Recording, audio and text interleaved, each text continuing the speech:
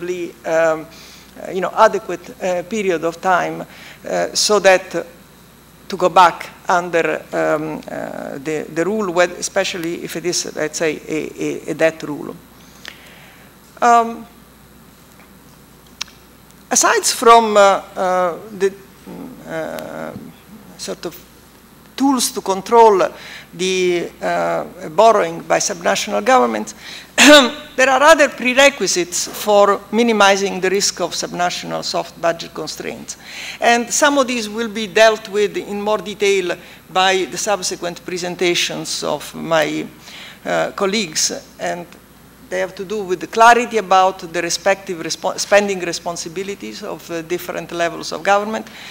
This is a very demanding condition, particularly when it comes to concurrent spending responsibilities. I mean, typically, for instance, areas like education and health, subnational governments share the responsibility with the national government, and tomorrow Mr. Ahmad will talk about some of the challenges in defining these responsibilities in a way that permits accountability for at the subnational as well as the national level.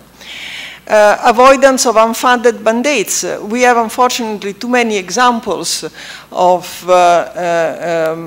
cases where a central government, especially under condition of fiscal stress, delegates the responsibility for certain functions to the subnational governments and then does not provide the results, resources to actually meet these responsibilities.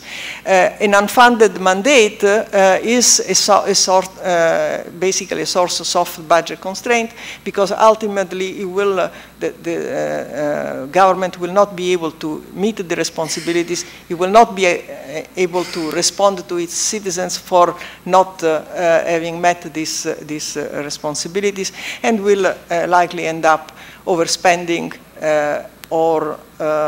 and borrowing for it if it has access to credit. And it will always have access, if not to bank credit, to, say, suppliers' credit, and so on, accumulate debt until a point where it requires a bailout by the central government.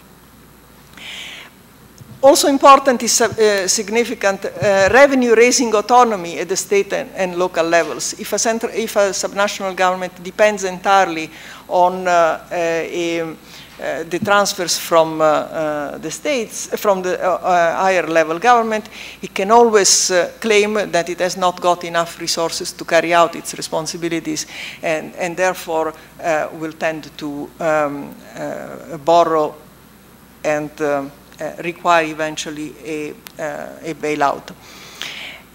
This again will be stressed today later on by Professor Smog.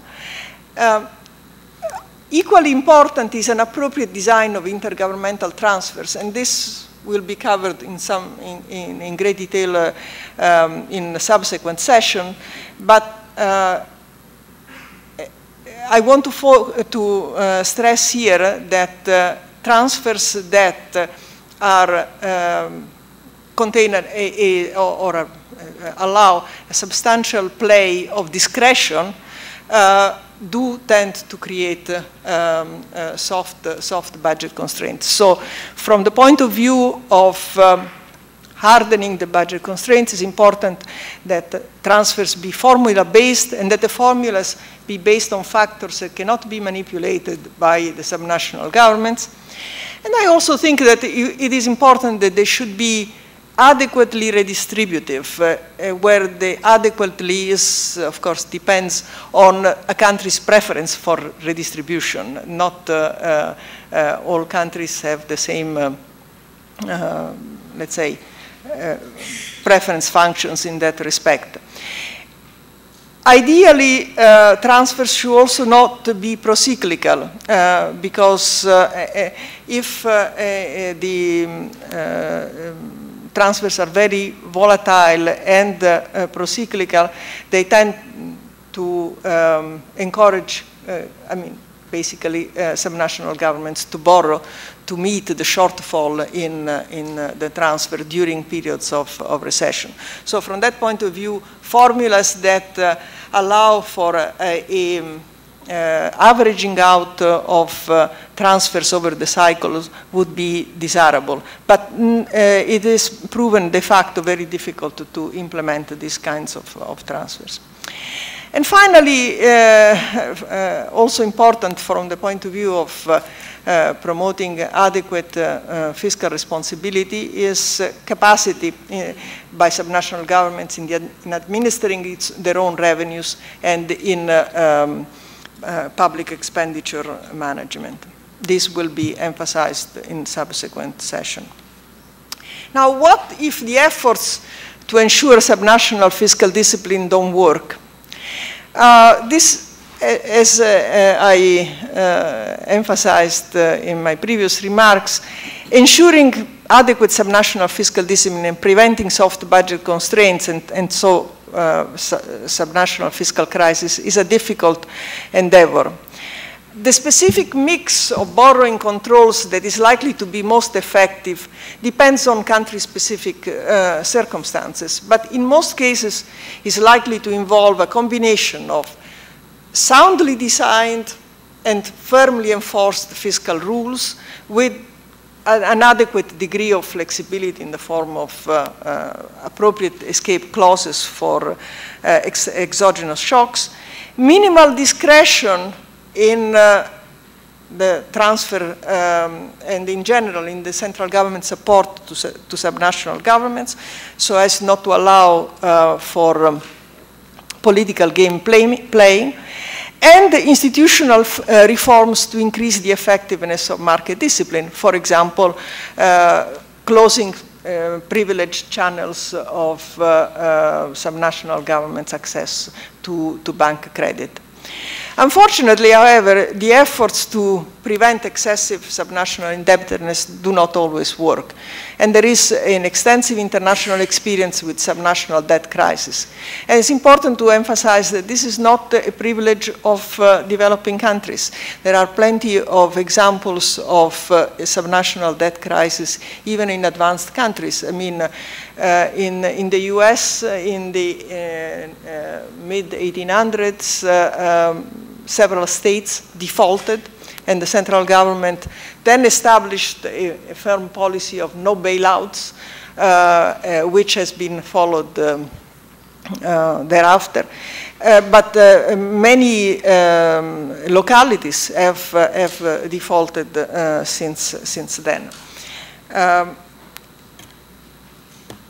The consequences of subnational debt crisis are disruption on the provision of public goods and services for the affected population, but also spillovers, adverse effects on other subnational governments, which can be financial, in as far as typically markets get concerned about subnational debt and tend to increase the cost of this debt.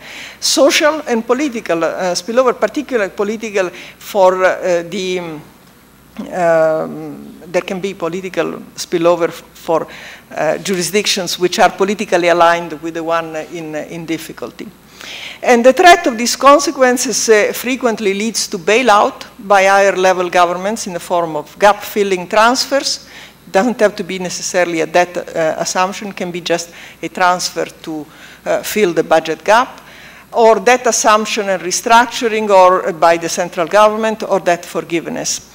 And the degree of moral hazard that is created by such bailouts depends on their frequency, although even in one case may be enough to create expectations of future bailouts, the severity of the conditions attached to the bailout, and whether or not they are accompanied by strengthened preventive measures.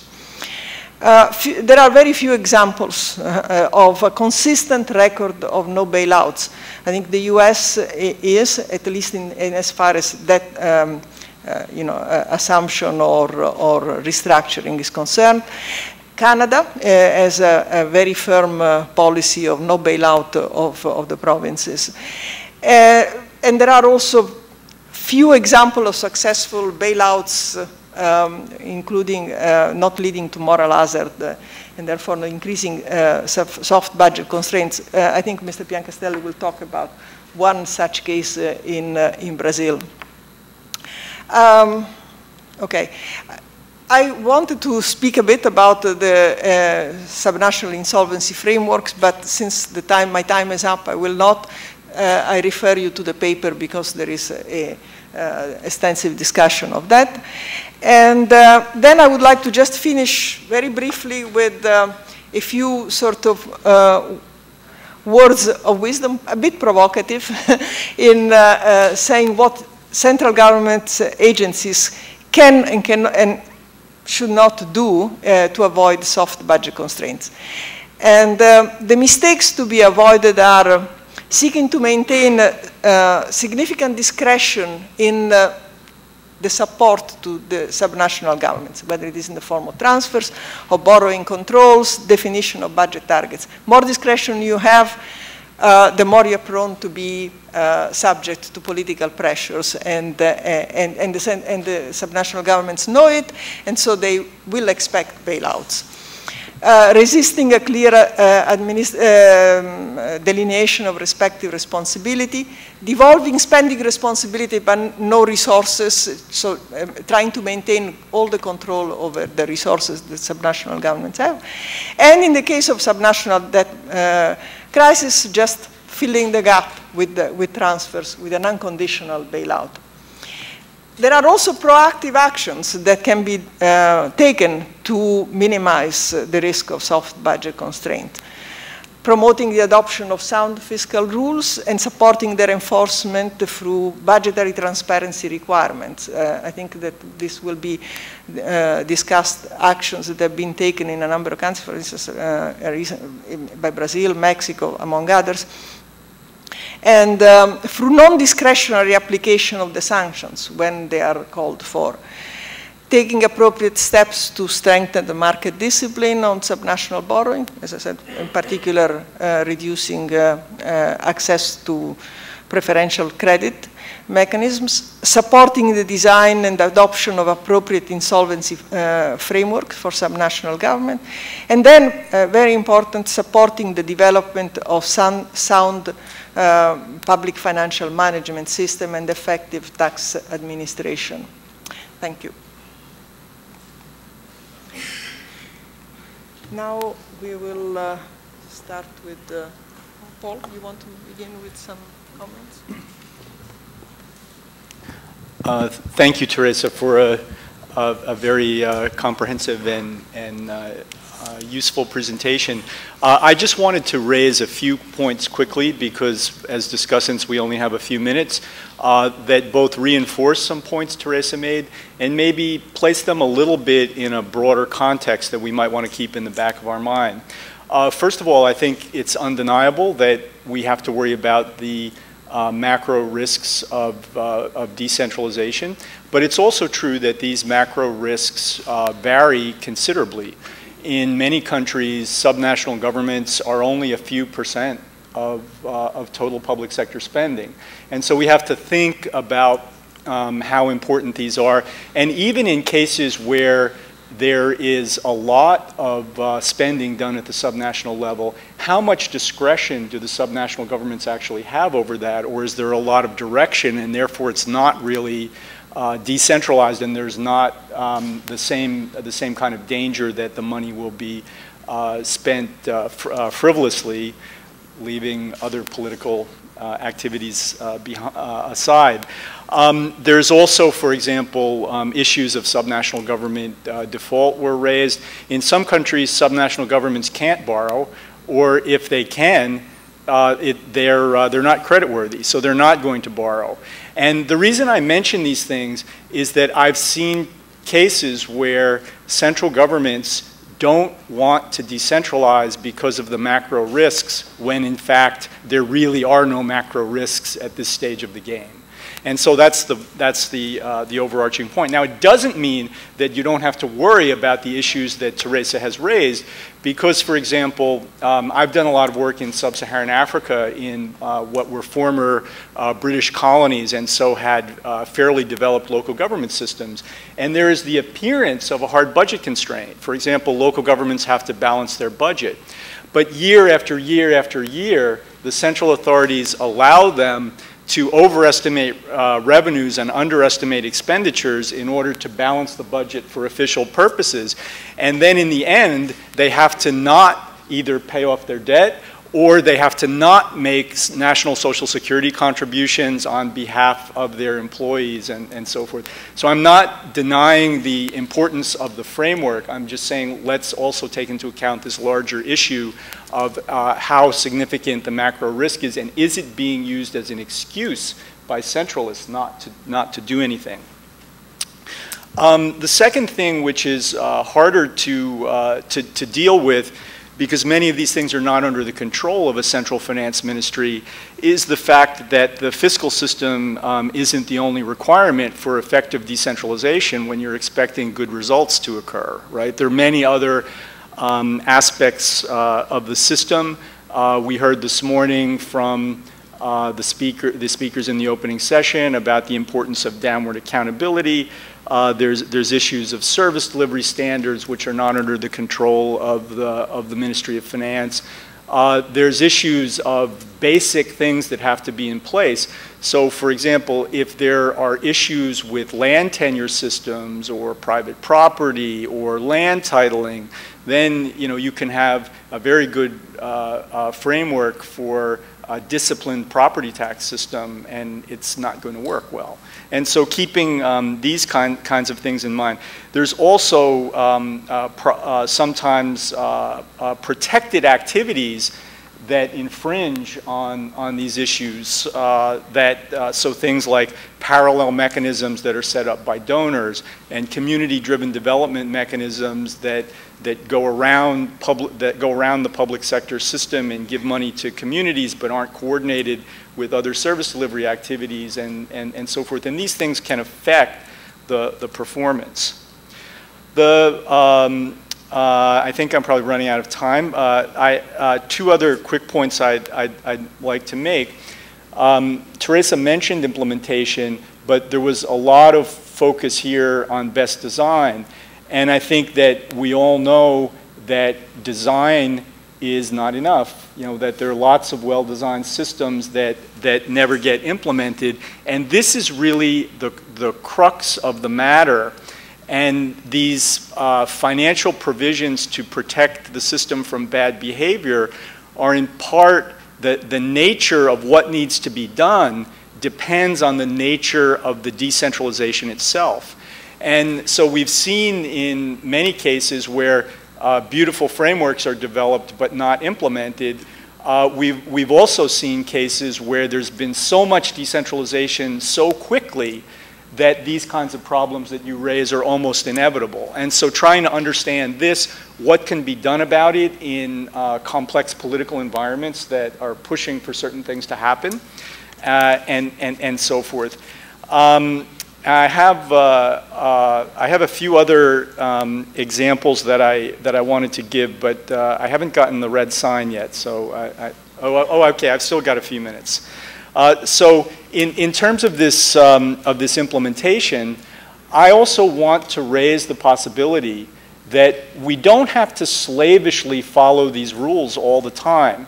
In the end, you need to follow these rules to have a well-functioning, empowered government system. But in early stages, you don't, breaking rules sometimes serves productive purposes. For example, Cambodia is a great case of this because a lot of the donors, including the ADB, have beaten up on Cambodia because they didn't give functions to the local governments before they gave them budget. And we know finance follows function. Well, in the Cambodia case, the decentralization was not in the first instance about better service delivery. It was about building political credibility in an environment in which people had no reason to trust any government for many decades. And so by giving small unconditional transfers without functional assignments to the local governments and setting up a financial management system that began to deal with some of the fundamental issues of concern that Teresa was worrying about, they were setting a foundation for an eventual good decentralized system that we all hope emerges, but breaking one of the major rules of fiscal decentralization. And similarly, I've seen cases where countries are saying, oh, well, we have to develop a borrowing framework before we can decentralize. Well, in countries where local governments aren't going to be able to borrow, or most of them aren't, you also have to think about mechanisms to begin to develop creditworthiness. They're not going to have access to the market. You're not going to have real market discipline. So how do you begin to establish a culture of discipline that will prevent eventually the kinds of problems when they can borrow, when they can go to the open market? And I think these are issues that we want to raise in our discussions today, I hope. And finally, for me, the overarching point, and it's embedded in this presentation, but I just want to highlight it for us because we're going to come back to it over and over again, is that the trick of decentralization policy is getting the right balance between central control and local autonomy. Often in countries with centralist traditions, central governments think that local governments shouldn't have the autonomy to do anything, and local governments think that they should be able to do whatever they want. Neither of these things is true in a decentralized system, and that's a lot of what this presentation is about. And the question in implementation terms is, what is the starting point, and which of these pieces need to be in place as a larger decentralization trajectory unfolds? And I think I'll leave it at that.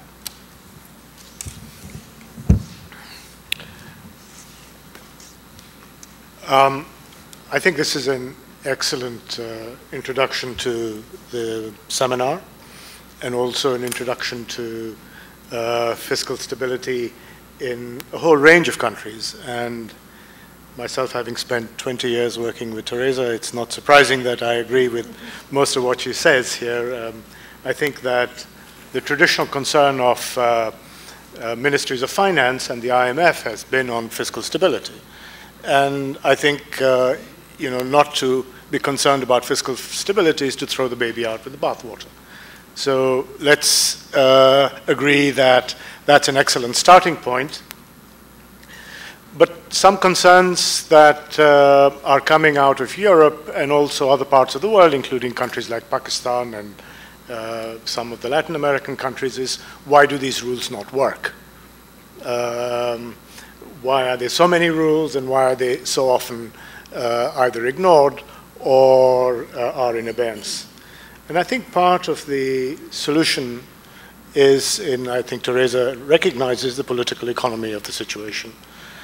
And here there's been quite a lot of work in the literature. There was a survey which I did in the Handbook of Fiscal Federalism on the political economy approaches in 2006 on method, and the book that we are working on now, which is looking at method and policy, provides some of these clues. And let me put some of the, essentially what are trade-offs between objectives on the table, because those give us some clue as to why there are problems. Let's just think of why countries decentralize. Quite often, whether it's in Indonesia or China, the issues are keeping the country together. You decentralize because you want to give, or Afghanistan, keep countries together. And then there are issues that arise regarding the management of natural resources, and we'll come to that. There are also issues about decentralization in relation to climate change and natural disasters. Here the case of whether you use local government or central government is an open question, but if you have a natural disaster, then the question is, are rules going to hold when you do have a natural disaster? And I think Teresa recognizes that that's clearly not the case. There are problems where you have structural shifts across economies and significant movements of populations that lead to the need for asymmetric solutions. And here again, one needs to think about, perhaps again, asymmetric rules. Not just one rule, but asymmetric rules for those urban areas. It could be Bogota, it could be Mexico City, it could be Shanghai, that are able to access capital markets and that could face hard budget constraints, whereas others do not. So whether you're in China or you're in many parts of Latin America, an asymmetric approach to rules may well be necessary, at least whilst economies develop and along the lines that Paul was talking about. Key issues really of concern is, if local governments are responsible for the most important basic services, particularly reaching the most marginalized, then the credibility of sanctions is open to question. There is then a debate. Do you cut basic healthcare? Do you cut basic education? Or do you allow the rule to lapse? And of course, then you have issues about post-conflict reconstruction, Afghanistan and Iraq. There again, the question of rules perhaps is premature. So there are issues that I think one needs to focus on depending on the context that one faces in a particular set of circumstances. But let's think a little bit about the crisis in Europe, because it's raised many, many issues, and particularly regarding fiscal rules. Of course, part of the reason you had a crisis in many of the countries in Europe is that there was a lot of scope for game play. The postponement of liabilities, the non-recognition of debt, that creates a problem because it's not clear who is controlling what. And many parts of Europe, the problem has been not just public sector profligacy, but private problems that have been translated into public need to bail up the banking system. This is the case in Mexico in the early 1990s, or with the road system. Ireland in this crisis, Spain in this crisis, as opposed to the failures of public sector governance in other parts of Southern Europe. So there are questions of what are the proximate causes for the crisis, and is it the general public sector, or is it broader than that? Are there risks that are being built up and are not being recognized because you don't have proper information systems, or you're not looking at the right issues in evaluating risks? So clearly, rules have been seen to be inadequate, they're necessary, but not sufficient. So what is the problem even in advanced countries where you do not have capacity constraints or financing constraints, where these rules don't work? And then what is the hope for countries like Pakistan to make these things work? So really part of the problem is the inadequacies in the structure and information flows. And then of course one needs to look at how the crisis feeds back into what happens to public service delivery in Spain, for instance, or in Portugal, or in Italy, or Greece. Can you cut and cut and cut beyond a level that is sustainable? Then, of course, the issue is, you're seeing now in Spain, is that as the unity of the country is under threat, you can only cut so far without risking the unity of the country. So these are issues which actually are quite interesting to research, and we are doing that both in relation to the crisis in Europe, but also we think that quite often you need to think of national and supranational responses together with multilateral agencies, perhaps also in cases in South Asia or in East Asia. Because you really, quite often you need to think of regional solutions to crises where, again, you may need to have some sort of supranational or multilateral assistance during periods of crisis or concern to help tide over fairly stressful periods. So looking at one of the main lessons from Europe is that you need to avoid gameplay by the constituent governments. And it's the gameplay that is very dangerous, that makes it very hard to achieve a solution. And the problem in many parts of the world, including in Mexico, which you are beginning to address now, but in many other countries, is you don't have standards or uniform standards. And that's the case across Europe. They do not have uniform standards. And very few countries adhere to the IMF's GFS M2001 standard. Very few countries have the UN's COFOG classification, functions of government. Very few have standardized accounting rules, particularly in relation to public-private partnerships, particularly IPSAS 34, 32, which has been brought in that recognizes the liabilities that are concerned. So if you are able to play games, then the incentive structures are not aligned. And local governments or subnational governments can play games with the federation, or countries in a common market can play games with the supranational agency. That's Greece playing games with the European Union.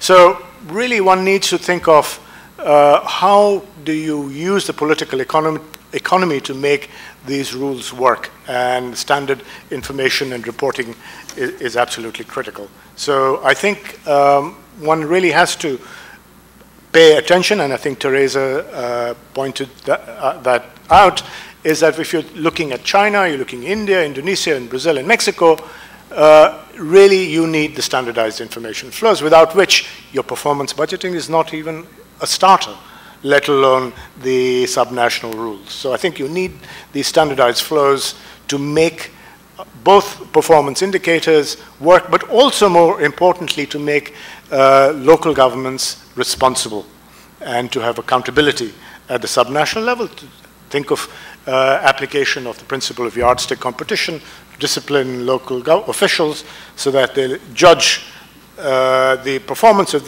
their officials in relation to the performance of neighboring jurisdictions. That's yardstick competition.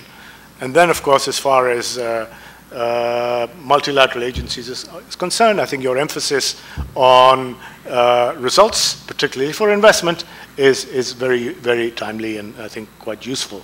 So, red card, I'll stop.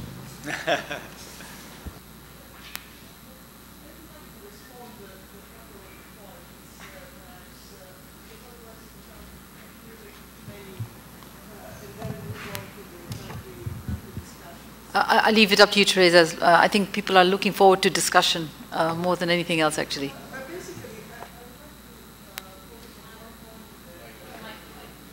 That Paul raised, because I don't know if it was clear enough from my presentation.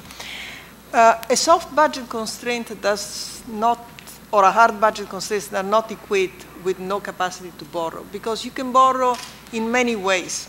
You can borrow through your public enterprises. You can borrow through public-private partnership. Right, You can borrow from suppliers. So you may have no borrowing and still a soft budget constraint, which in the end is requires, for the reasons that Hisham was mentioning, the externalities of the spillover from social disruption stemming from a subnational debt crisis, you end up putting the central government in a corner and needing to be bailed out.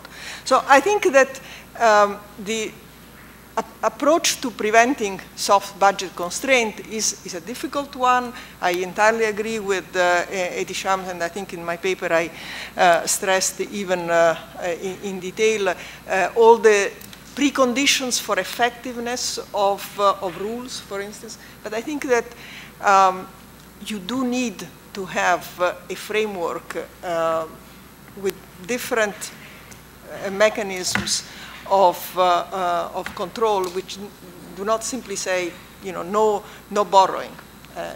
You need to have rules that relate your borrowing to your service, your capacity to borrow to your capacity to service the debt, basically. So that's one point. On Edi Shams, I agree with a lot of what he has said. I'm still not quite clear what he means by an asymmetric approach to rules, but we can discuss that subsequently in the question and answer.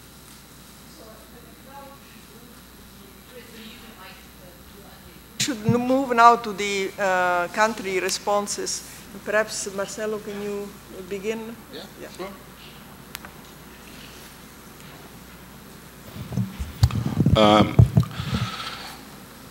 First of all, I'd like to thank Mr. Koch Thomas and Roberto Garcia for the invitation, as well as Teresa. It's a pleasure to be here.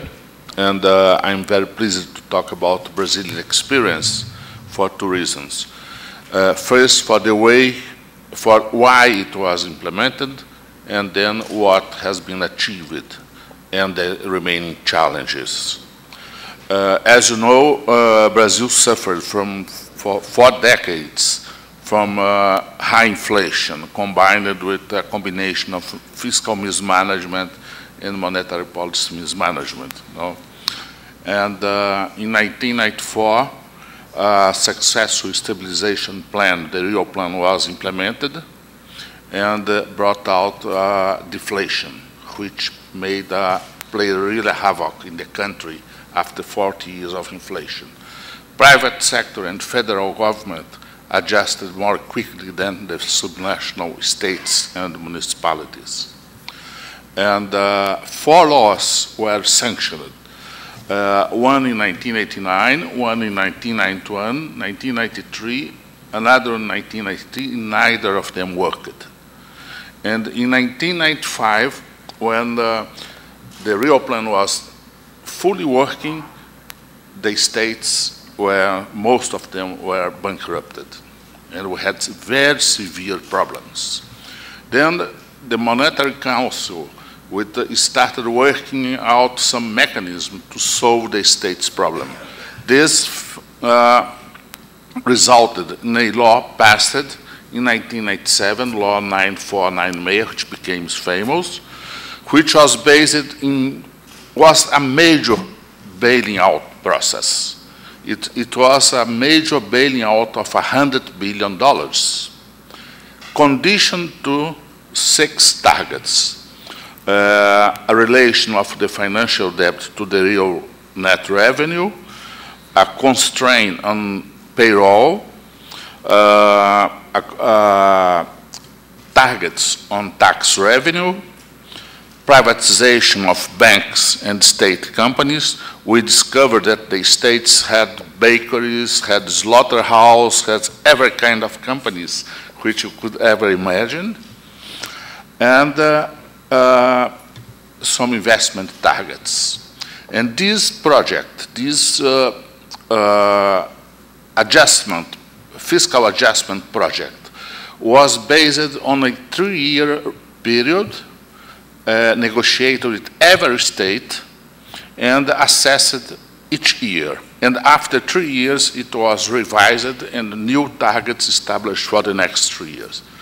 I was very pleased because I was a deputy treasurer of the deputy secretary of the treasury at the time, in charge of the relations with the states and municipalities.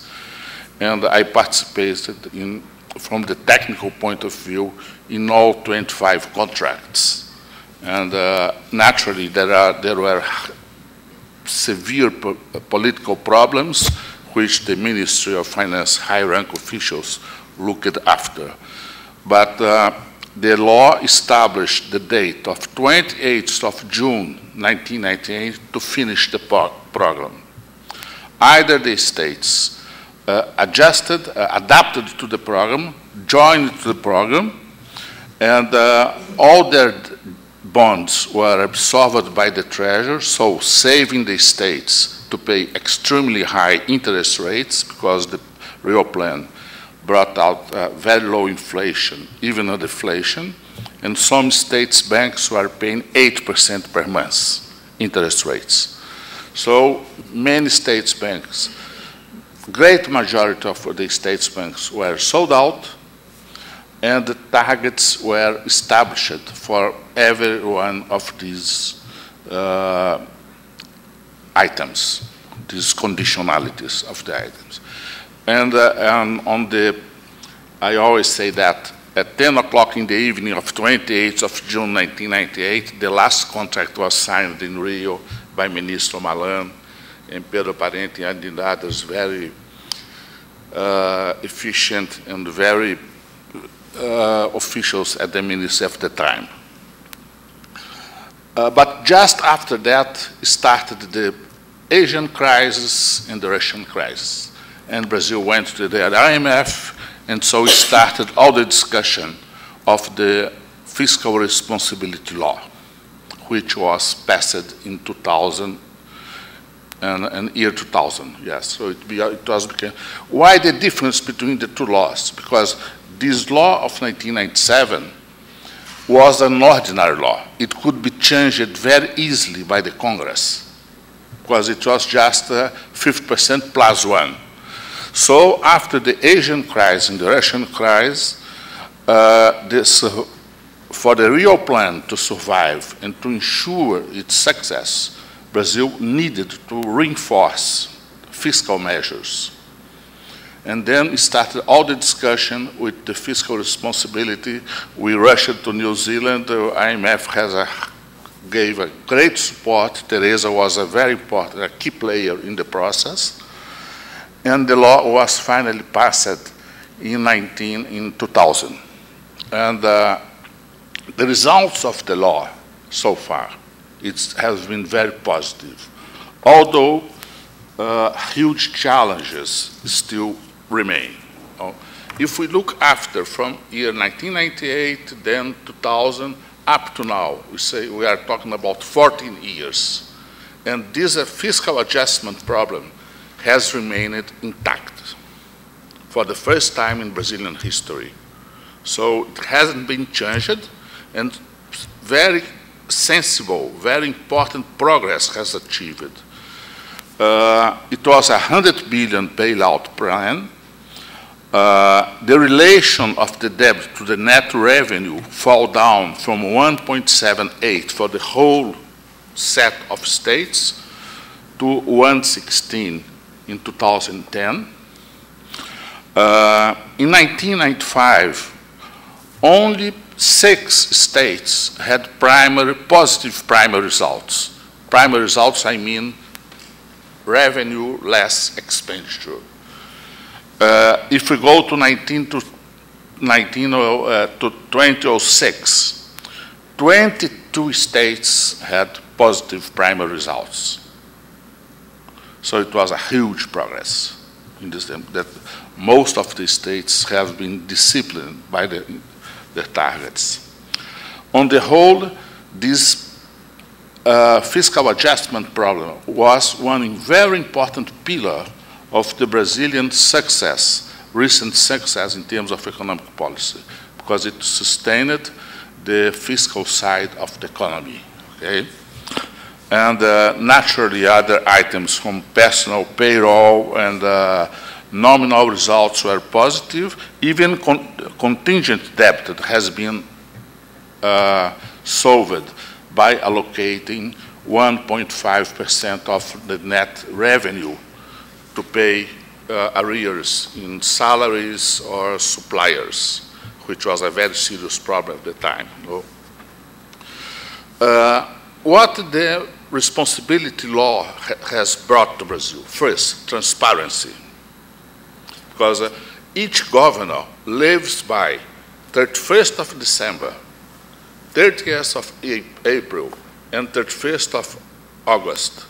Because at these dates, they have to submit a report of their financial reports. And in the last year of the mandate, if they don't comply with the rules, they can become ineligible. They can win the election, but they cannot take the power. Another point is that since the responsibility law, Brazil has 5,563 municipalities. 10% of the mayors have been impeached by corruption because the transparency of the figures, of the balances. And the IADB has played a very important role because during the whole process, IADB supplied $500 million loans to modernize the accountability of the states, the accounts of states, then to the municipalities, and now there is a third generation of loan to modernize the IT systems for the whole states. So when we started the process, there was no IT for the accountants, for the balance of the states. So we had to introduce it in a 3-year period, and today it's virtually in real time. So it was a huge problem. I already had the red sign, and I thank you very much.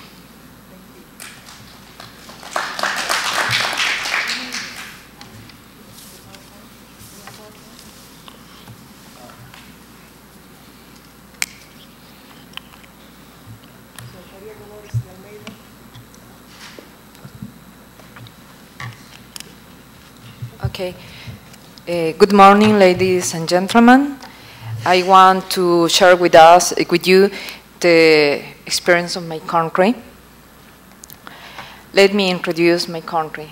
Ecuador is a unitary state with 5 levels of government. Why we have 5 levels of government?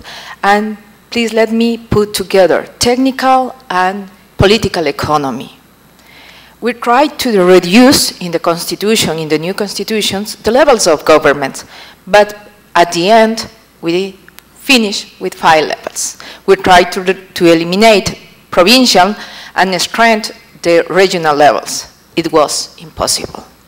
Subnational governments have political, administrative, and financial autonomy, and the authorities are elected by popular vote. And we changed the model of decentralization. Before, we have a model of one-to-one. What is that? The local government can ask or demand functions. I want this school, but this other no. And then we change in the constitutions the model. Right now, it's obligatory, but progress. Just let me put some data about our economy, our social context. The last year, the real growth was 7.8%. The unemployment index was 40.9%, the lowest in the decade. We reduced poverty, and we also reduced Gini index. We reduce inequality. Our deficit is near or 1% of non-public sector, and our ratio between public debt as GDP is less of 22%. But in the Constitution, we make a lot of change. First of all, I focus in fiscal rules. First, public finance must be conducted as sustainable, responsible, and transparent manner. We put the same fiscal rules for the central government and also for subnational government. We put a constitutional fiscal rule that is for all levels of government, that permanent expenditure must be financed with permanent revenue. It's another kind of rules that we hear about Brazil. We interdict earmarket, only with 3 exceptions: subnational governments, education, and health. And we create a committee for approve the public debt for all public institutions. And public borrowing is only for investment programs. We also after change the constitution, we now to make the other laws. We made the organic, after the constitution is the organic laws for decentralization. We tried we eliminate 4 laws, the municipality laws, the provincial laws, and also for the rural parishes. We try to clarify the responsibility, the spending responsibility for each level of government. We create the Council of the Responsibility, that is a political institutions. We have representatives for all government levels, but we also create a cost commission. That is a technical commission that tries to cause the new spending responsibility. And we redefine the system of transfers with predefined rules about the amount of pool, the formula, and the factors. In revenue, we don't change a lot, but in this law, we put together, and that is very important, revenue, expenditure, debt, administrative, and political, all in one reform. And for revenue, we don't change a lot. We have a very good revenue assignment because central government keeps with more complex and mobile taxes like VAT, income taxes, trade taxes. Subnational governments keeps with taxes with immobile basis like urban property taxes, vehicle taxes, asset taxes. And we have more strong for taxation in municipalities and weekly in the provincial and rural parishes. Let me introduce our system of transfer before. That is our system before. It's an irrational earmarked transfer. When the president saw that, they say, it's impossible. We have to change that. And really, that is only in taxes. We have another like that for revenue of the oil. And right now, we have a new system with 3 blocks. The first block is an equalization grant. We have to link functions with transfers. The amount is 21% of permanent revenue and 10% of not permanent revenue. We share it with the different levels of governments. We have the second block is for the new responsibility or new functions. And the third is for the share oil revenues, especially for the externality and spillovers that the activity generates in subnational governments. But not only we change the decentralization law, we also change the finance law. We tried to link, that is in October 2010, we tried to link planning with finance. The rules are for all levels of governments. We put together multi-year budgeting, reset budget budgeting, treasury single account.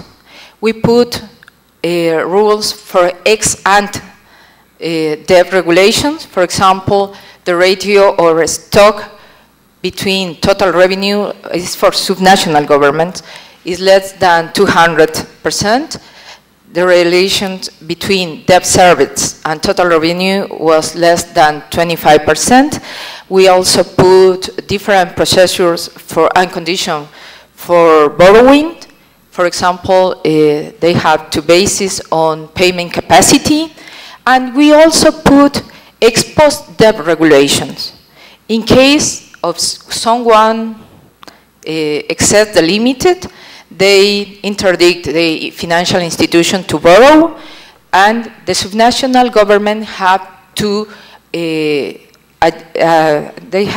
make a fiscal sustainability plan to reduce and to overall fiscal adjustments. We also create transparency, a special chapter for transparency and accountability, and we create incentive for flowed information. If the subnational government don't send to the Minister of Finance the fiscal information, we temporarily stop the transfer. It works very well. And I want to tell just a little thing. For example, this article, we put in 4 articles in the law. And when we have to negotiate with the politicians, they eliminate in 3. They forgot the 4. That is true. And the problem, and why I say we put together all revenue, expenditure, and debt, and transfers, the politicians only matter about how much is for my territory. The other things, don't want to see. And we can make a lot of change. You have to know how to play the same game with they. And we designed a Ferrari that is our law. I expect to be for the next years. But we say that we have a motor of a Pichirillo, it's a small car, and the driver is just an analphabet. And then we have to see inside of the Minister of Finance, and we have to make a lot of change. We have to evaluate our staff. We reduce the half of the staff of the Minister of Finance, yes. And we create and we modify the procedures and the products, and we create an undersecretary specialist for fiscal intergovernment relations, not only for subnational governments, but also for enterprise, for public enterprise, and for social security. And especially in the direction of subnational governments, we hope we can monitor the risk all below the line, above the line. We management the risk of debt, and we try to consolidate all the fiscal information of subnational governments that we put in our web.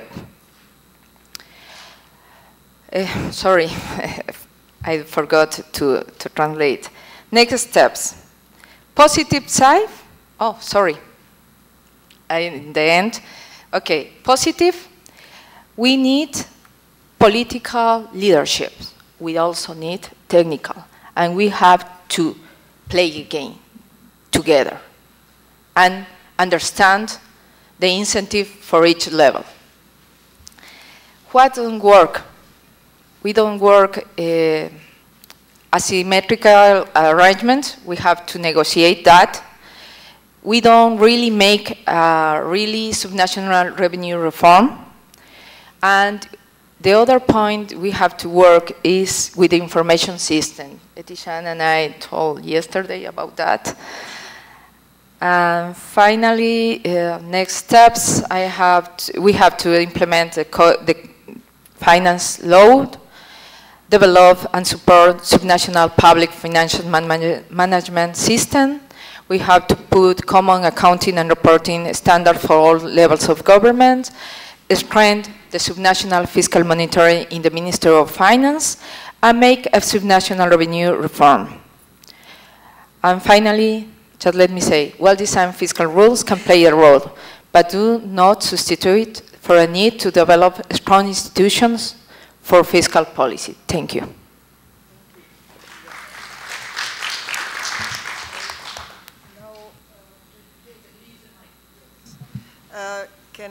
Now we are going to hear from Mr. Mulya Nasution, former Secretary General of the Ministry of Finance of Indonesia.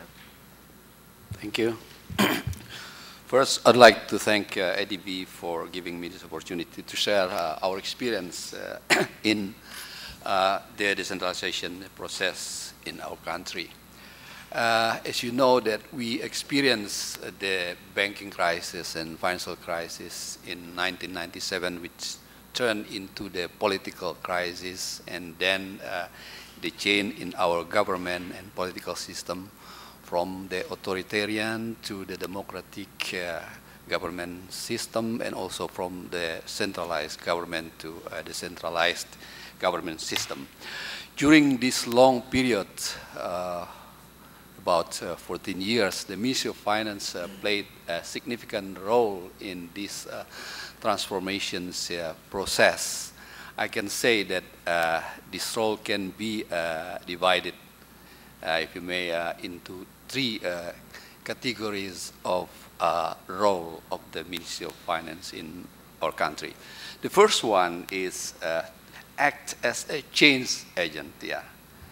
to create a sense of urgency for the reform, identifying the weaknesses of the system and managing public awareness campaign, create public opinion, gaining the public and stakeholder supports, more especially from the political parties and also from the civil service, is a complex, sometimes a tense and a long process, not an easy task.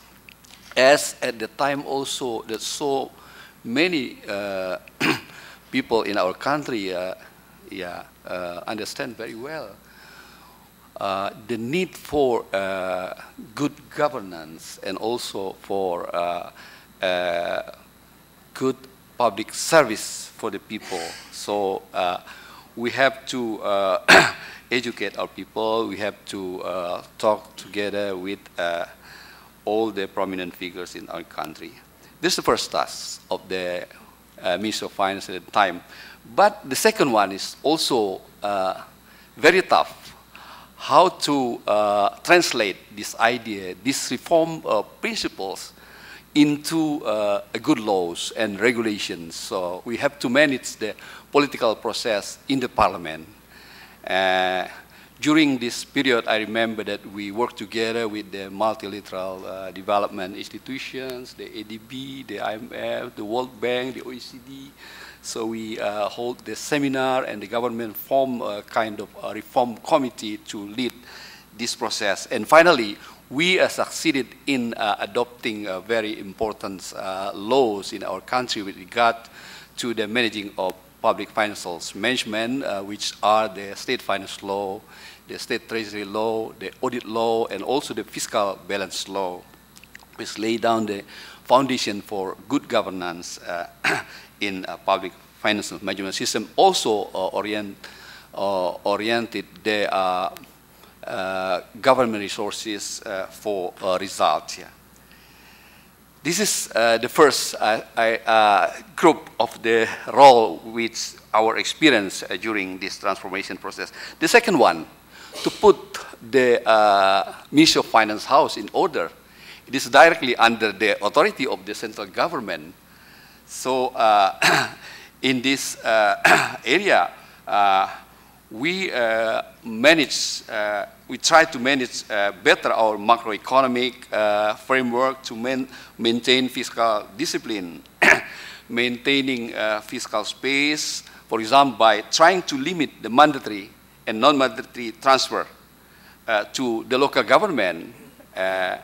In the law, it's already mentioned that 25% at the time, the total expenditure has to be allocated to local government.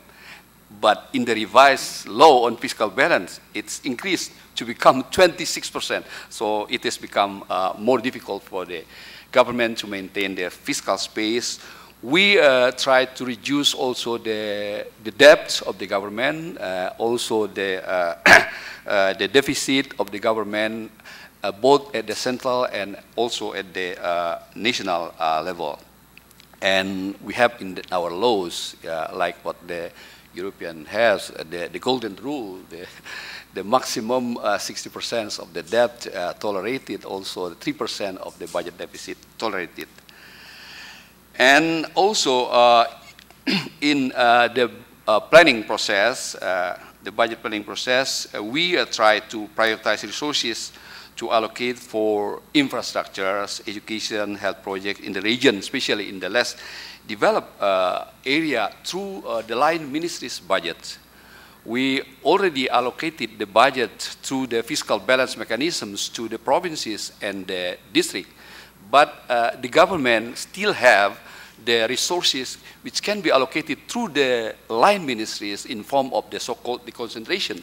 So we try to reduce the gap between, the less developed and the more developed region and district in Indonesia by improving the allocation process of the central budget. But it's not also an easy task because we have the pressure from the political groups. Sometimes they only are interested in putting more budget for their constituencies, so it's not easy. to communicate with them during the budget process in the Parliament. In the budget execution also, strengthening the budget discipline and enhancing responsibility in the budget execution process by improving the procurement and disbursement procedures is also the task that we experience is not easier. Also including the introduction of the e-procurement in the beginning. It's not easy to convince the line ministries the benefit of this e-procurement system, but now most of the line ministries and many local government also already have the e-procurement in process. On the revenue administration and treasury managements, we developed responsibility in revenue collection recently for land and building tax, but we have to still to see what will be the significance advantage of releasing the authority of the central government, because in the past it is under the Director Generals of Taxations, so they have the IT system, they have the staff who are better qualified compared to the local government. So when we devolve this authority to the local government need the capacity building and also the improvement of the IT to have a more efficient and effective collection of this tax. One of the initiative also is to streamlining the account structures, introducing the treasury single account in the Ministry of Finance to minimize the idle fund, and also avoiding release of most of the fund by the end of the year. And the initiative which is still ongoing because it's still being developed is the development of the integrated financial management information system, which will help the central government to manage better the resources under its authority, and also to monitor the resources held by the local government. We have also other aspects in this Ministry of Finance functions, the asset and liability management. In the beginning of the decentralization process, we have to hand it over the physical assets, the building, the land, which is owned by the central government, to the local government. It's the consequences of the devolving the functions, money follows function, and also asset has to follow. Also the development of the authority of the central government to the local government to enable the local government has the proper functions and to optimize also the use of our national assets. And we still have to deal with the improvement of the local borrowing. Until now, we can say that there is no single province or district which issue the municipal bonds. But I agree, it's not to interdict the local government to borrow the solution, but how to have a framework for a more responsible local government in, say, funding its resources, funding its expenditures through these borrowing mechanisms. And also, we have the complexity in on lending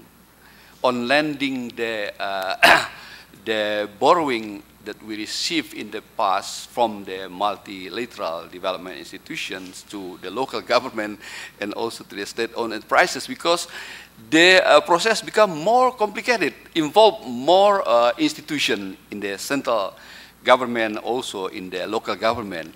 So if you see the number of the, say, the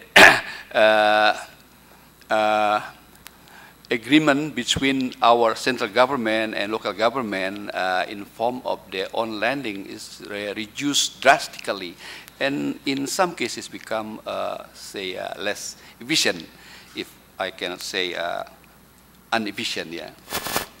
So this is still homework for us, but we try to have another solution by establishing what we call the government investment agency which can give the loan directly to the local government, for example, for the building of the hospitals and for other infrastructures project. But it's still in the beginning.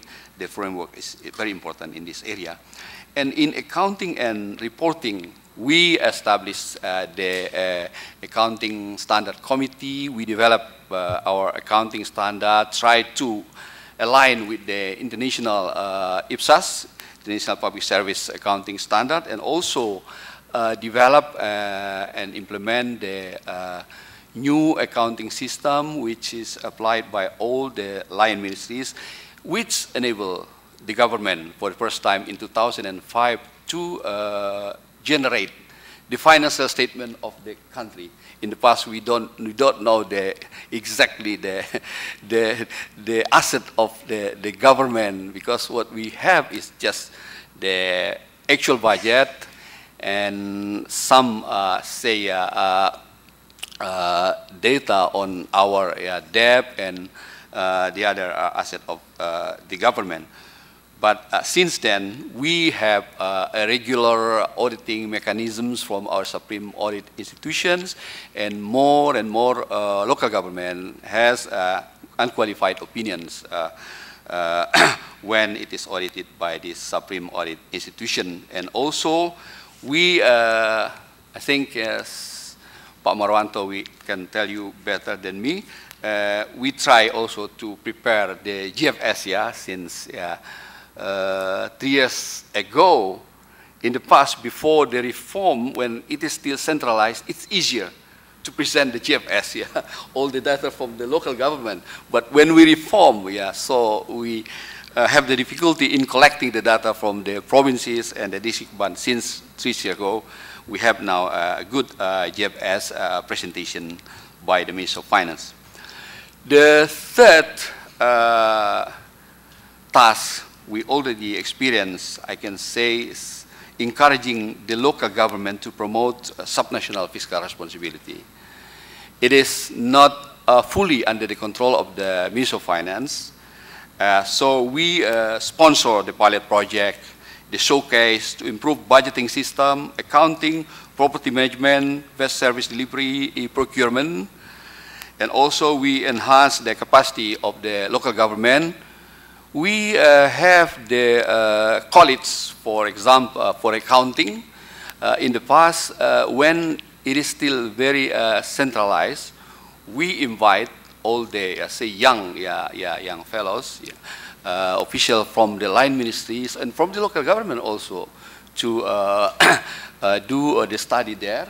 But since the reform, there's not yet kind of very coordinated way how to improve the capacity of our officials through different kind of educational program and training.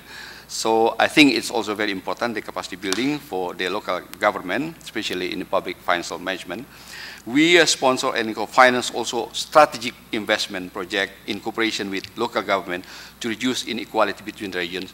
We admit the lack of capacity of some local government which are less developed. If the central government will not support this local government, I think the gap will be widened. So it is also the responsibility of the Ministry of Finance, central government, to work together and to put more attention to this local government development. Monitoring also is very important. Monitoring local government project which will create national fiscal risk, including the PPP project. If you are familiar with the political issues or strategic issues in Indonesia, you may read the monorail project, the Sunda Strait bridges. So this is a gigantic project which can create the risk to the national government if it is not well managed. So it's also the responsibility of the central government with its limit of authority, how to talk with the governor. If it can be involved or more than one governor, how to have a better governance in this process. And also control local borrowing committed directly by the local government and also done through state-owned enterprises. And last but not least, introducing reward and punishment system like my colleague from Arikantis mentioned, giving incentive for subnational for improvement and qualified financial statement, withholding release of fund transfer for delay in budget adoption, for example, and sponsoring amendment of laws and regulation. That's the next step, yeah. Thank you for your attention.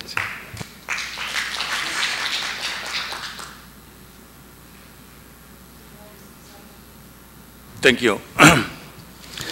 I'll be speaking very briefly on India's efforts to promote effectiveness of fiscal rules for fiscal correction, macro stability, and debt reduction. And basically, I'll deal with 4 questions.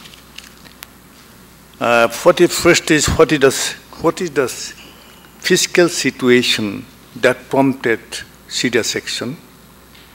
Second is, what is the institutional response?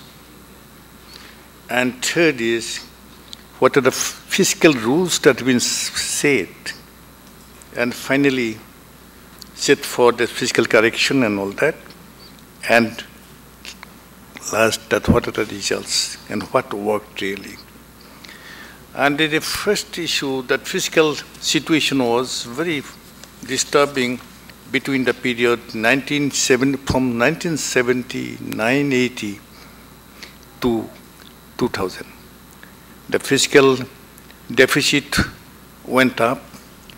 The 5 fiscal indicators are very disturbing. Number 1, the tax GDP ratio declined from 17% to 14%. Then revenue deficit went up to 10%, and fiscal deficit went up to 6.5%, and then interest payment preempt about 34% of the revenue receipts of the country. While I'm talking about this fiscal adjustment process, I'm talking about only 2 levels of government, though we have got 3 levels of government since 1993. But I'm talking about only the national government and the state governments. In 1990, in 2000, the President of India referred the matter to the 11th Finance Commission, which worked for 2000, which is supposed to make the recommendation, which was to make the recommendation for the period 2000 to 2005. And let me say a few words about the Finance Commission. This is a unique institution in the country. Finance Commission is appointed every 5 years, and it is to make recommendation for 5 years. And then next Finance Commission is recommended. Basically, they are to make recommendations of intergovernmental transfers. But President of India, it is not responsible to Government of India. It is a very constitutional body. It is responsible to the President of India. It is not supposed to make the President submit the report to the Government of India, Minister of Finance, but is supposed to submit the report to the President of India. So it's an independent institution. So it was referred to the 11th Finance Commission to review the finances of the Union and the state governments, and to serve and recommend a path of restructuring public finances. And how did the Finance Commission go about, 11th Finance Commission go about it? They first of all identified the relevant variables. Then they based on those variables, they outlined the contours of the restructured public finance, with suitable disaggregation between the union government and the state governments. And thirdly, they specified the contents of the restructuring, and finally spell out the ways and means by which such restructuring can be implemented. that keeping in view the objective that they said that keeping in view the objectives of restoring macro stability and sustainability level of debt, Finance Commission recommended a restructuring plan. It aims at bringing the combined revenue deficit of the Union and states to a level of not more than 1% of GDP for 5 years, that is 2000 to 2005. Second, to contain the combined fiscal deficit at the level of 6.5%, 4.5% for the Union government, and 2.5% of GDP for the state governments. And third is the restoring the tax GDP ratio to 17% of GDP. And fourth, enhancing non-tax revenues by 0.07%. Fifth, reprioritizing the expenditure towards basic needs like elementary education, public health, and so on and so forth. And finally, increasing capital expenditure, which went down to 2.8% to 6.6% of GDP. And as for the debt reduction, they recommended to bring down to the level of 55% from 65%, which was 65% was in 2000. And now, as for the, this is another part of the recommendation that they are to suggest a fiscal reform facility for the states. And they brought up, they recommended a very detailed fiscal reform facility to evaluate the fiscal performance in terms of reduction of revenue deficits of the states through monitorable indicators. Following that, after this recommendation, they worked out a detailed plan for tax, that not the incremental part, but structural change.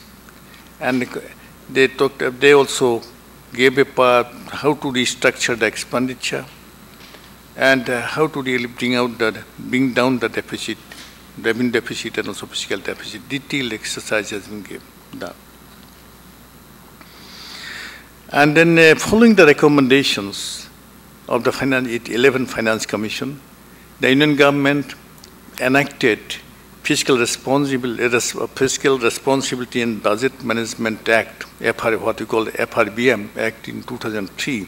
Actually, it was introduced in the Parliament in 2000, but eventually it was enacted in 2003, and which became operative from the 2004 June 2005.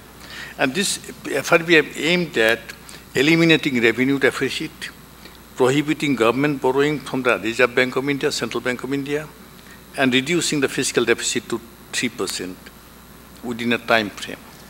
And Government of India, within this FRBM also introduce accountability and transparency, 3 types of documents along with the annual statement, budget presentation. One is medium-term fiscal policy statement. Second is fiscal policy strategy statement. And third is macroeconomic framework statement. These are 3 documents which they are to present. While framing the rules, they said they gave the central government framed the rules for this operation of this budget management, FRBM, and while doing that, they specified a plan to eliminate the revenue deficit by 31st March 2008, but it was relaxed later on. And secondly, that they have to give the part of reduction of annual fiscal deficit, and finally, they will have to bring down the contingent liabilities of the government. Then similar, after 5 years, it is for the period of 2000 to 2005, and after that, it was again referred to 12th Finance Commission to review the working of this working on these recommendations and how they are operated by, how whether they are effective. And they found that they were really effective, but still they're far away from the target set. And therefore they have given the, again, 12th Finance Commission made recommended, set some fiscal rules. That fiscal correction requires, this is for the period of 2005 to 2009-10. That's another 5 years. The first is the tax GDP ratio has to be raised to 17.6% of GDP. And primary expenditure to be a level of 22% of GDP. And capital expenditure has to be raised to 7%. And revenue deficits must be eliminated. And fiscal deficit should be fixed at 3% GDP for each level of government, both the union and the state governments. And tax GDP ratio should be brought down to at least 75%. Earlier it was 55% because against 65%, but in the meantime it went up to 81%. So this 12th Finance Commission recommended that it has to be brought down to 75% by 2009-10, that is the terminal year of the period. That again,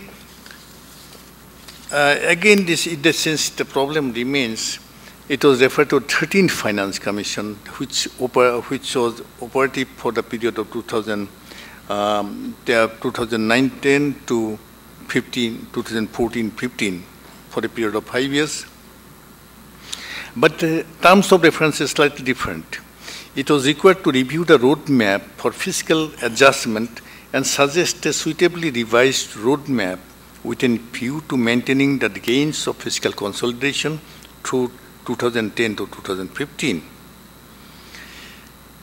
The Finance Commission, when reviewed the working of the recommendations made by its predecessor, it found that it has indeed worked. The closing date of GDP ratio for 2009-10 is estimated to reach, but again the slippage is estimated to reach to 82% against the 75%. Yeah. Then what really seems to it has worked. That there's improvement in revenue containing deficit and all that. But one thing worked. But all of this Finance Commission linked incentivized fiscal correction. And when they did it, it worked. It has worked that. And when it has not been able to achieve the target, it is not so much because of the lack of effort of the governments, but because of some exogenous situations like, global situation and also domestic policy situation. And another point I'd like to make that in this whole process of fiscal adjustment, more than Union governments, states have become more successful. In fact, at the end of 2010, when it was evaluated, 13 finance evaluated, it was found up to 17 general category states. 11 could succeed in bringing, could have surplus on the revenue account. Only special categories, even some of the special categories had some surplus on revenue account. And secondly, they have also been able to bring down the fiscal deficit. In fact, the debt level also came down to only 58% for states. So 2 points. Then one is that incentivization does work, and states have the all intention to respond to the incentives. Thank you.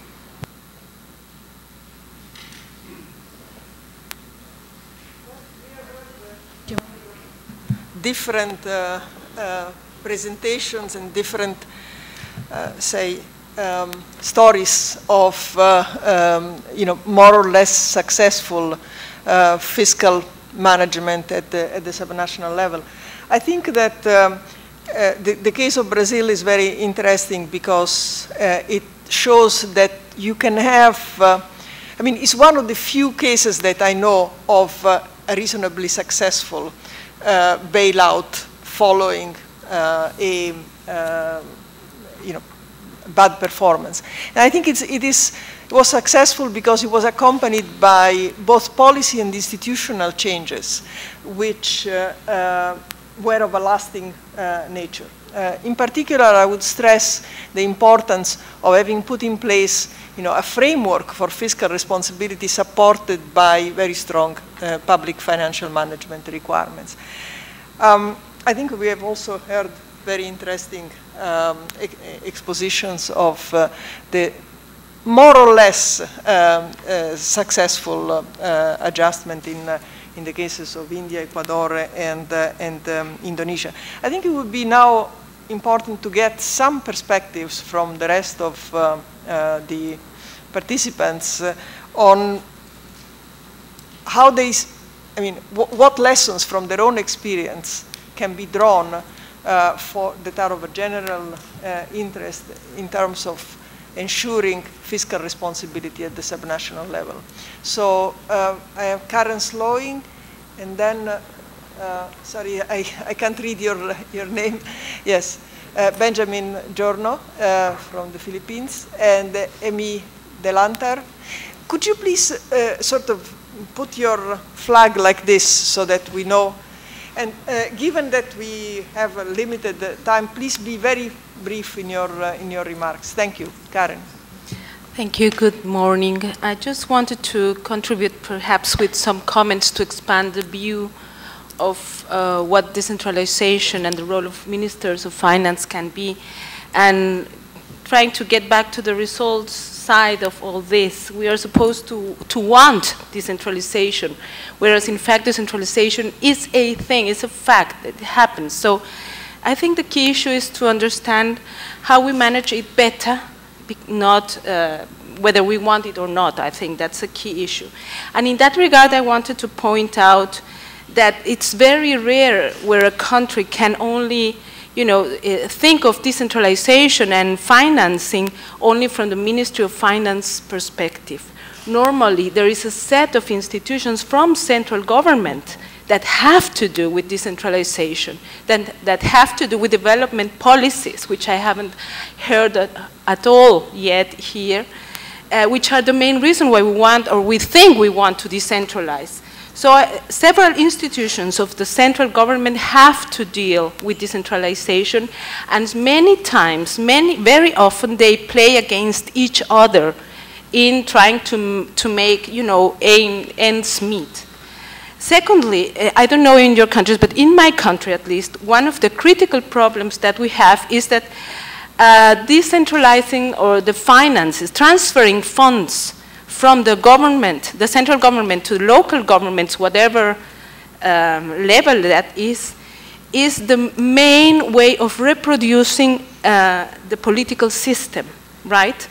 So in the way that this political system is not a virtuous political system, we have a very big problem because we are fostering an environment where the political system itself is eating up all these fundings we are trying to move towards the local governments so that they can contribute to development. And in fact, what they are doing is contributing to develop the most negative lessons learned that the former Vice Minister of Ecuador was telling about. So I think that's something that I think it should be more discussed. What is the role of decentralization in fostering not sound policies? Third, a main concern is that the ministers of finance normally are worried until they have transferred the money to the local governments, right? And after that, at least in my country, it's a very big black hole what happens with resources there. And there is the role of other central government institutions coming up. And normally there is a very asymmetrical relationship between ministers of finance and the other institutions that are involved with that. So if we want that to work, we have to level up that table in the central government so that it works locally. And finally, there is another thing I wanted to say is information systems are really critical. It has been already pointed out, but they have to try to link not only the way that money is being transferred or even being spent, we have to link that with what is it for. And that normally means in our country, in my country at least, with public investment, with infrastructure investments that local governments do. And there we have a huge problem. What are we using the money for? And if we don't have a clear sound for that, we can manage the fiscal problems, but we still don't have development. And I think that's something we have to be worried about. Thank you. Okay. So, Mr. Di Giorno? All right. I'd like to ask a question on the impact and the consequence of the Great Recession on the progress of fiscal decentralization. I must admit that this forum is unlike other decentralization fora that I have attended in the past, because this forum is about decentralization from the point of view of oversight ministries, finance, budget, planning. And we all know that ministers of this oversight ministries are not champions of decentralization. In fact, most of them see decentralization as a threat to fiscal stability and debt sustainability. So my question is, how has the Great Recession, which has yet to be resolved, affected moves toward fiscal decentralization? What's the empirical evidence on the ground? Have local fiscal rules been tightened as a result of the crisis? Or have local governments stalled decentralization moves while the economic crisis is being resolved? In case of conflict between achieving fiscal stability and deepening fiscal decentralization, which should government leaders choose? Thank you.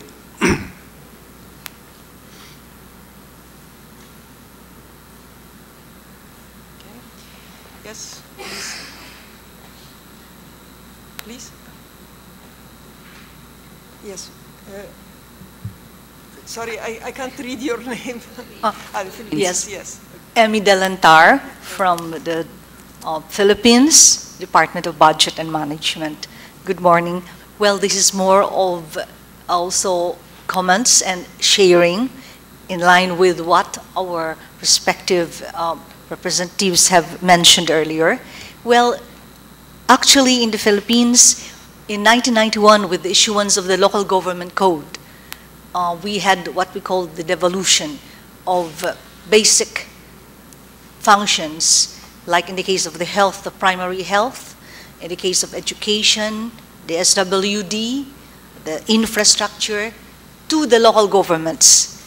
And this was set in a manner wherein there was a sit-down and a meeting with the national government agencies concerned.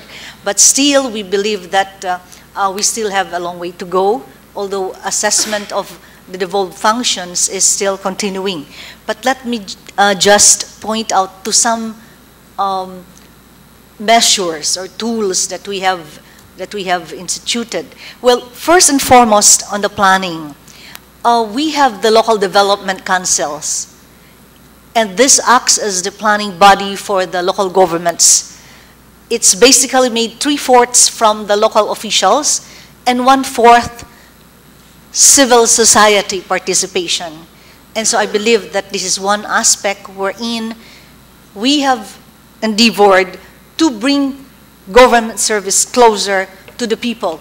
We have 7,000 islands, which increases when there's low tide or the high tide, depending on, but then with several dialects and cross cultures. So, but through participation, wherein we invite non-governmental organizations to sit down in the planning stage, in the budgeting deliberations. And in this manner, what we have adopted in 2007, when the Philippine Development Forum concluded, we came up with the joint circular, a contract, a commitment for the local governments and the oversight agencies, partner agencies, for a synchronization of the planning and budgeting. Yes, this has been a continuous concern in the past. So what we did was, unlike some other countries wherein budgeting and planning are handled by one office. Here it's a different office. So what we did was to come up with a comprehensive annual investment program. And this is an output, combined effort of both the planning and the budgeting offices. And so the local governments, we have 43,000 of them, 562 all over the country. So in this, via this exercise, the plans that they come up to annually then gets into a focal convergence wherein prioritization is, and the manner of investment then also comes into focus, and it is deliberated on not only by the local government officials, but likewise also open to citizen and civil society participation, and of course the oversight agencies. Now, so in that manner, wherein when this becomes now a one output, but to be derived from the concerted efforts of both planning and budgeting, we then tried to really come up with what we call a planning budgeting synchronization. And this is not only true for planning and budgeting, but likewise for investment programming and revenue administration. So that's one thing that we have instituted in 2007. And likewise, our intergovernmental transfers are via formula-based. Legislators pass laws, and in the implementing rules and regulations, it's mostly entrusted to the oversight departments in coordination with the local governments, the stakeholders concerned, and then we establish. Now, in the local code, we have Teresa and our colleagues in present. We have, thank you for this opportunity for us, because we noticed that, yes, in the intergovernmental transfers, we also delineate the uses of the fund. Although some of this comes in the form of financial subsidy to the local governments. However, there are defined procedures in the law on how to use the funds, or the shares that the local governments get are then translated into types of projects that they can undertake. Now, in the accountability phase, because transparency is one, well, the local government code enshrines that they have to post the statement of expenditures, collections, and also the same is true with the procurement. I noticed our colleague also mentioned about the e-procurement. Yes, we do that also. And this becomes a part and parcel of criteria for coming up. Earlier, our secretary mentioned the seal of good housekeeping. So once they have this transparency, and of course, we also have the Commission on Audit. We have a separate body that looks into the post-utilization transactions. So they come up, all the 43,562 local governments are being audited. So other than the fact that we provide budgeting guidelines in the auditing of expenditures, then there is an annual report coming from COA, the Commission on Audit, which then serves to guide us in furthering or in improving policies. We also streamline procedures, so much so that in the transfer of local shares, we do not ask any requirements from the local governments. And of course, in the we also have instituted the performance financial management, which is an assessment tool. We have a scoring sheet, and so this practically helps us in the day-to-day tracking of how well the budget is executed, how well utilization is done.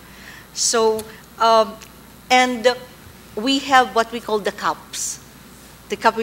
Like debt service is 20% of total resources, and local calamity fund is also 5%.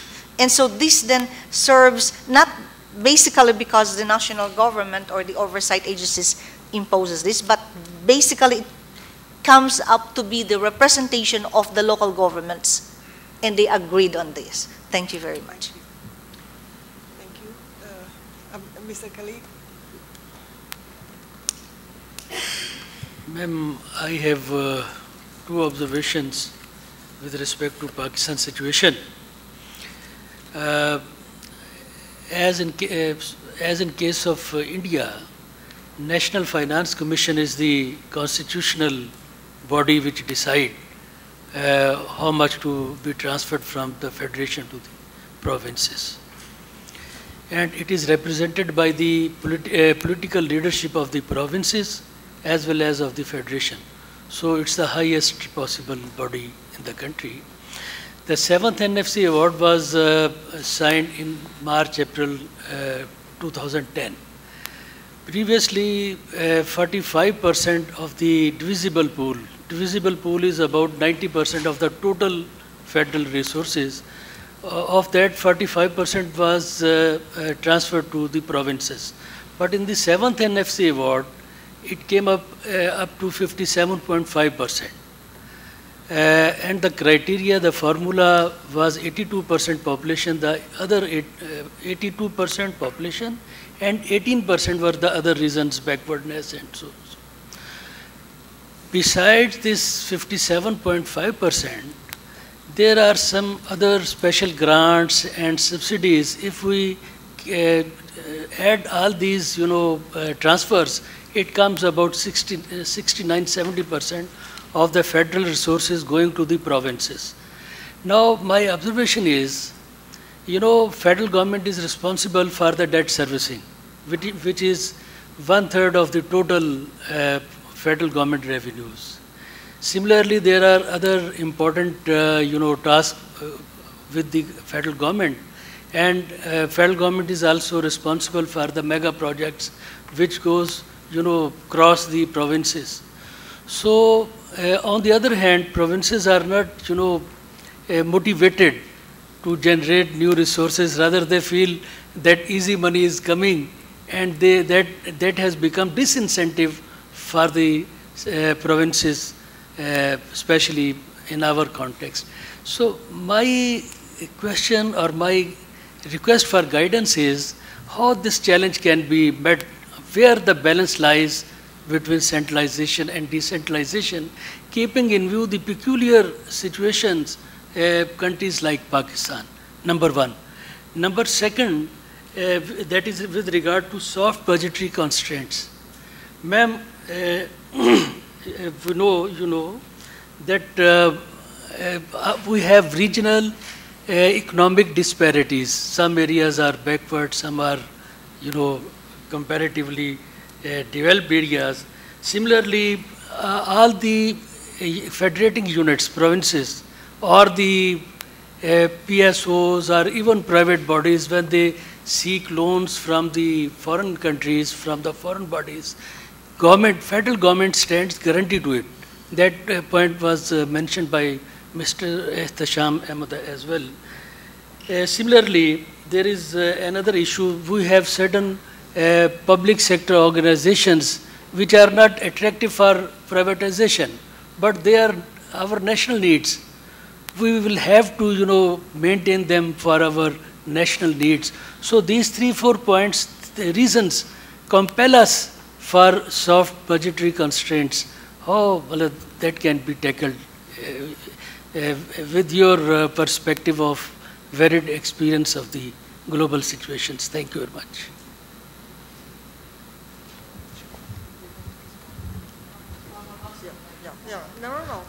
Okay, thank you. Well, thank you very much for the very comprehensive presentation. I just have a very short observation. First is relating to the managing the budget constraint presenting by Teresa.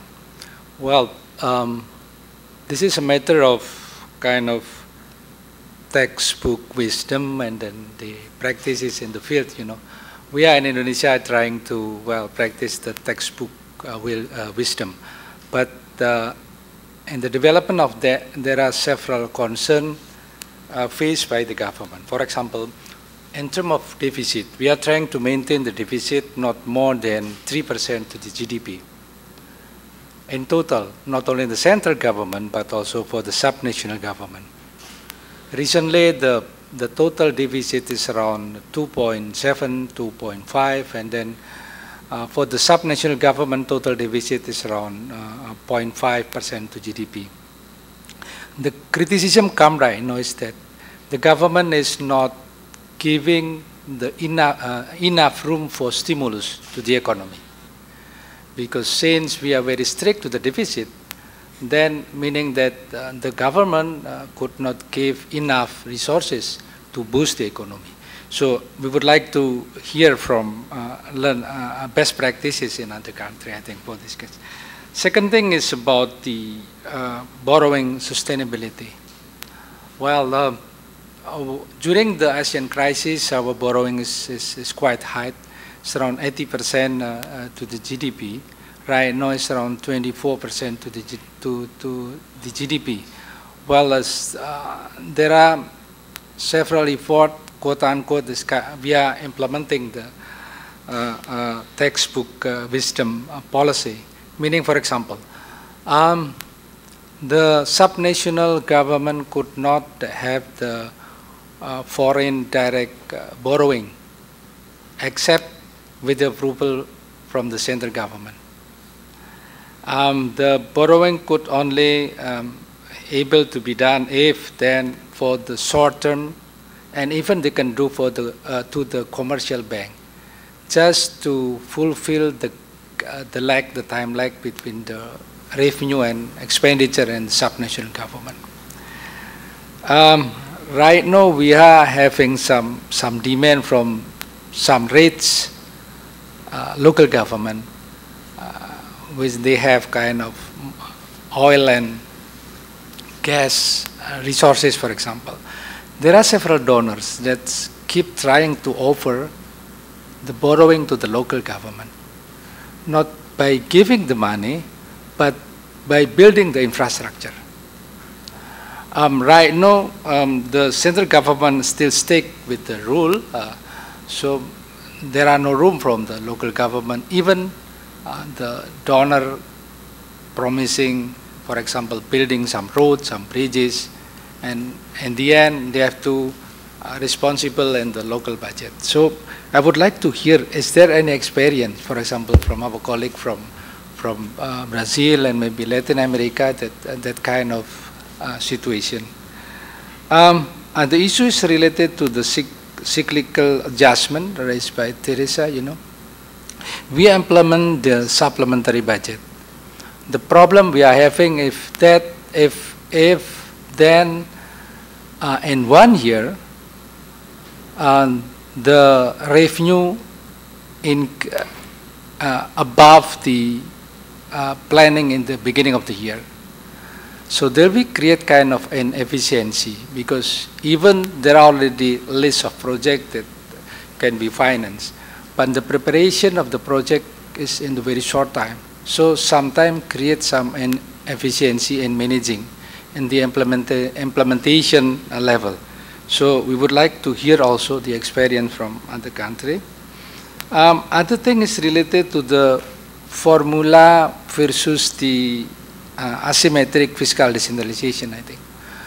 Right now we use the formula and allocate the general proposed grant or even the specific grant to the subnational government. But there are several demands right now from the several local government that the central government should also implement the asymmetric fiscal decentralization, but from a point of view of political point of view, not based on the characteristic of the need of the situation of the local government, but mostly derived by political point of view. So we would like also to hear from the experience from other countries. Thank you. I'm just cognizant a little bit of the time. Now it's about 1:10. So Teresa, there are some of the questions which can probably be answered in some of the other sessions. So if you could maybe just cherry pick 1 or 2 that could be answered now, and then let's make sure that the questions are answered in the other sessions, and let them.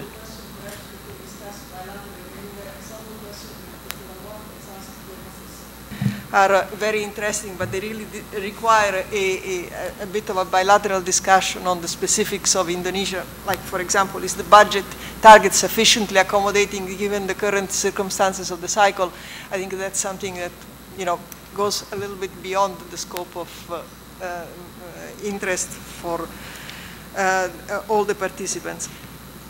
Well, I would like to say, first of all, stress that, you know, ensuring fiscal responsibility does not mean preventing governments, local governments or subnational governments from borrowing. Is ensuring that this borrowing is consistent with the capacity of these governments to service the debt, taking into account, you know, their current and prospective stream of revenues. Giving the capacity, I mean, the capacity to borrow can be also enhanced by providing more own sources of revenue to the states or to the subnational governments, and it can create also an incentive for these governments to actually use this source of revenue to make sort of make the effort to raise additional revenues, both tax revenues and non-tax revenues. If there is no possibility of borrowing, even to finance investment, which typically needs to be financed through debt, because it can hardly, you know, normally be financed simply by current revenues, then there is no incentive for the local governments to increase its own revenue effort. So I think the characterization perhaps is sometimes seen that, you know, macroeconomists are only concerned with sort of or are against subnational borrowing is not right. I think what, from a macroeconomic standpoint, is important is ensure that the borrowing is responsible, is sustainable, is consistent with the general sort of national macroeconomic stability, and is serviceable in, over the medium term.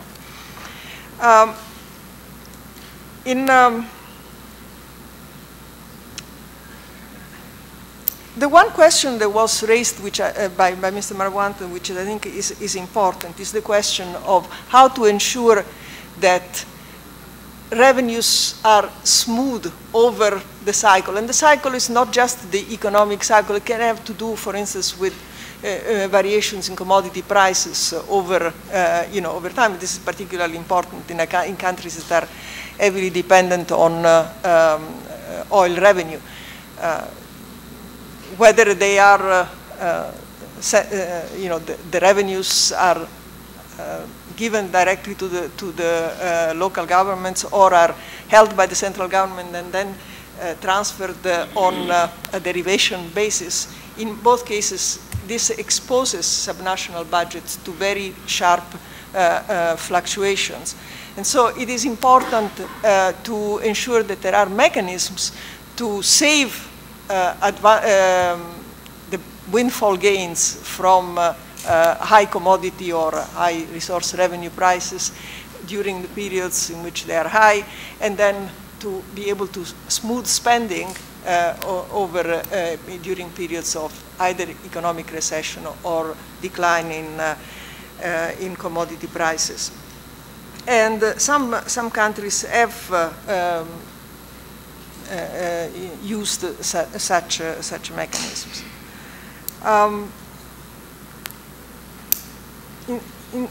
Specifically, one question that was asked about Greece, I really don't know what is happening currently in terms of how much of the fiscal adjustment at the national level is being translated into fiscal adjustment at the subnational level in Greece. What I can say is that the global financial crisis exposed really the costs for subnational governments of not having cushions and not having, in fact, I wrote an article on this a couple of years ago in the aftermath of the financial crisis, which showed that a lot of, that while national governments had been able in many countries to put fiscal stimulus program, or at least to accommodate through the operation of the automatic stabilizers on the revenue side, so to maintain spending in the face of a decline in revenues. This had not been the case typically for subnational governments, either because of too inflexible rules or because they just did not have access to credit to finance the budget deficit. In some cases, the central government stepped in. This was to some extent the case, for instance, in the United States, to help the subnational governments to meet the budget shortfall, and so to moderate the adjustment required by the impact of the crisis. But this highlighted the need to have mechanisms of like the type of the rainy day funds to smooth the impact of such shocks on the spending of the subnational governments. I think we can probably, continue the discussion on some of these issues in the next sessions when we will be talking, for instance, about the own revenues and the design of transfers. So we will break for lunch now. I just wanted to give some food for thought what Professor Joknova said, and Etisham was saying that there is a query among all of us here and more in the developing countries. I mean, you look at what's happening in Europe. What was the problem? Was the fact there was a lack of fiscal rules, or the fact that perhaps there are other things we need to consider? Etisham talked about the incentive structure, that there are things that perhaps unwritten issues that perhaps were missed in the whole picture. And it's not just perhaps about rules. Something to think about and reflect on in the couple of sessions to come now. So let's have lunch. So we all should be back here at 2:30. We have our team to lead you to the lunch room. If there are any other issues, please contact members of the team. Thank you.